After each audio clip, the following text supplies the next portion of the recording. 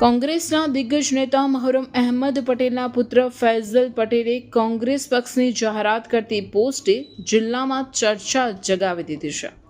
જો કે ભાઈની આ પોસ્ટ પર બહેન મુમતાઝ કોઈ રાજકીય પક્ષમાં જોડાવાની કે કોઈ નવી રાજકીય પહેલનો ભાગ બનવાની કોઈ યોજના નથી. ફૈઝલ પટેલ જે નિવેદનો કર્યા છે તે તેમના વ્યક્તિગત વિચારો અને નિર્ણયો છે અને તેનો કોઈ સંબંધ તેમના સાથે જોડવાનો પ્રયાસ ન કરવો જોઈએ તેવી સ્પષ્ટતા કરાવી પડી હતી. જિલ્લા કોંગ્રેસમાં ફૈઝલ પટેલની પોસ્ટથી ભડકો થયો છે.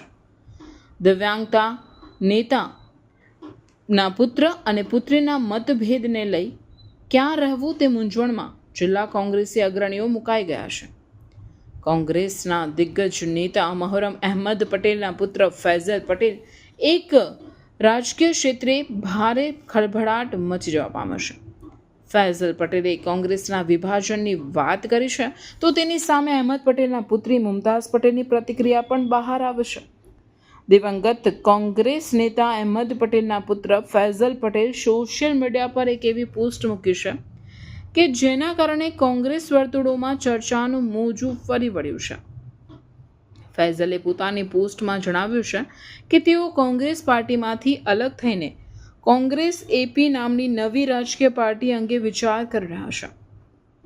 ફૈઝલ પટેલે કહ્યું કે તેમને લાંબા સમયથી કોંગ્રેસમાં પોતાની કામગીરી છતાં મહત્વ મળતું નથી અને સંગઠનના કેટલાક નેતાઓ સતત અવગણના કરતા રહ્યા છે.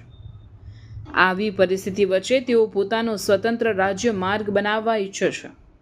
ફૈઝલ પટેલ જાહેરપણે પોતાના સમર્થકોને પૂછ્યું છે કે શું તમને નવી પાર્ટી બનાવવી જોઈએ કે નહીં. તેણે તેમની બહેન મુમતાઝ પટેલને પણ સાથ આપવા અપીલ કરી હતી.